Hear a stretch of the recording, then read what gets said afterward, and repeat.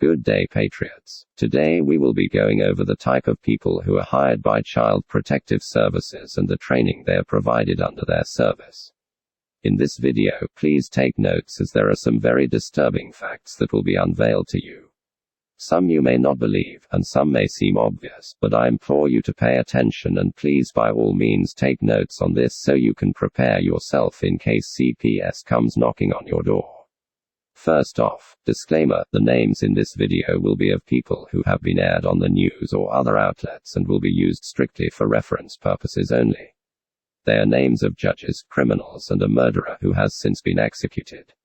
To begin, Child Protective Services does not care about your children. Period. They only work tirelessly for the funds they receive via the Title IV funding granted by the government. I will focus on Texas again as most of the cases will stem from there. Texas once again in August of 2020 raked in $2.2 billion in the 1 month alone and is the most funded state in the US. Why? Because they are the most proficient at kidnapping kids, quote end quote.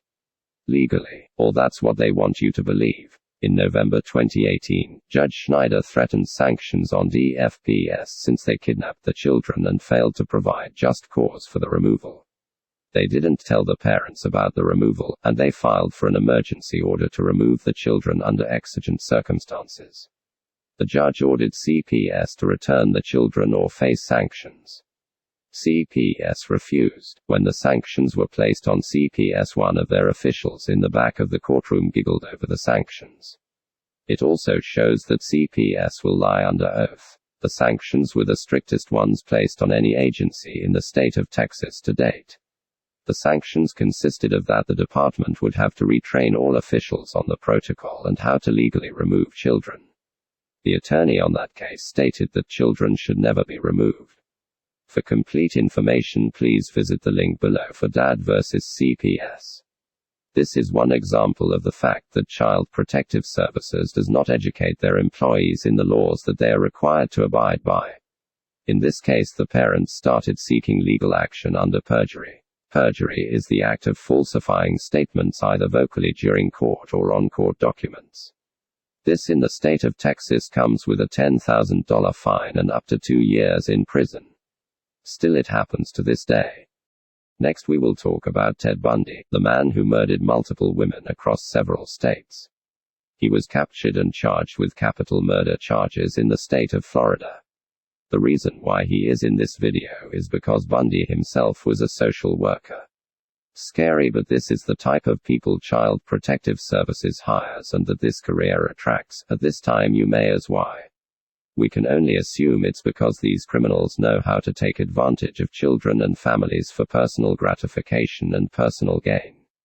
In Ted Bundy's case, he preyed on women by gaining their trust, and when the opportunity arose, he murdered them with many different objects. For more information on Ted Bundy, please search him up on Wikipedia. Link will be provided below.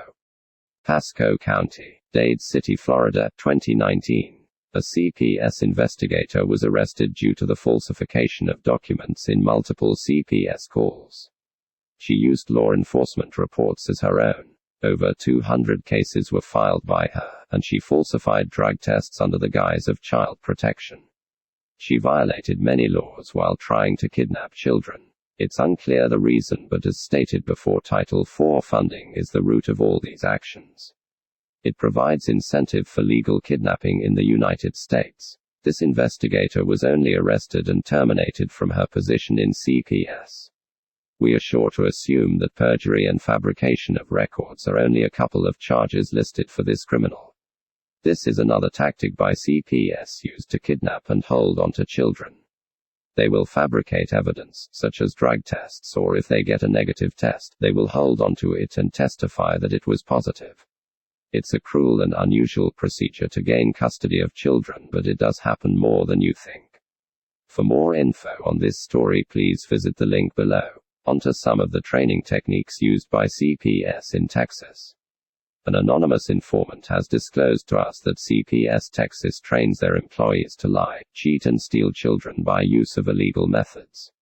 One of those methods is that when you answer the door, if you have anything in your hand, they can report it as being a gun even if it is a cell phone recording the interaction. Another training technique is that they will avoid training the employee any of the rights provided to us by the Constitution.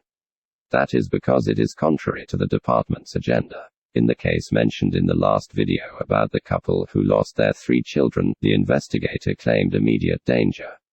She claimed she apparently knew the children would be in danger if returned to the parents if the father was still in the domicile.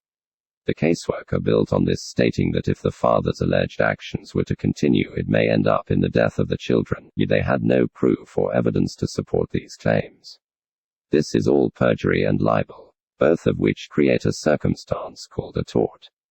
What is a tort, you say? A tort is a civil wrong that causes a claimant to suffer loss or harm, resulting in legal liability for the person who commits the tortious act. In this case, the tort was caused by the investigation, as it was clear in the documentation of the sworn statement that there was a defined predetermined outcome. All of Child Protective Service actions violate the Due Process Clause, being that they will not obtain a warrant to speak to you, your spouse, or your child. They will go at any lengths to talk to your child, even by going to their school without notifying you about the investigation. They will make illusory promises such as being able to see your kids the following day or couple of days.